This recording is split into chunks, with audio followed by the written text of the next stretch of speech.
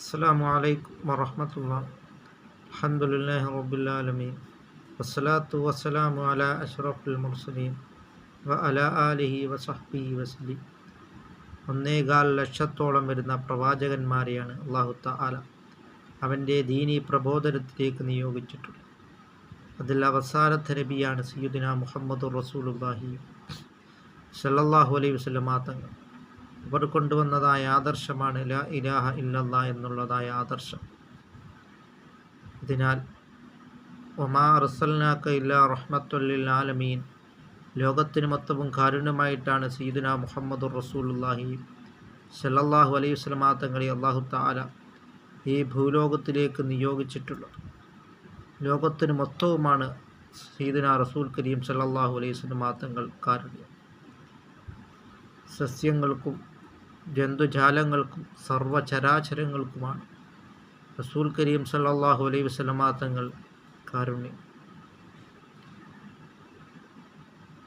അത് നാം മനസ്സിലാക്കിക്കൊണ്ട് നാം പുണ്യപ്രവാചകർ സല്ലല്ലാഹു അലൈഹി വസല്ലം തങ്ങളുടെ ജീവിതത്തെ നാം കൈക്കൊള്ളുക, അത് നാം പിൻപറ്റുവാൻ നാം ശ്രമിക്കുക.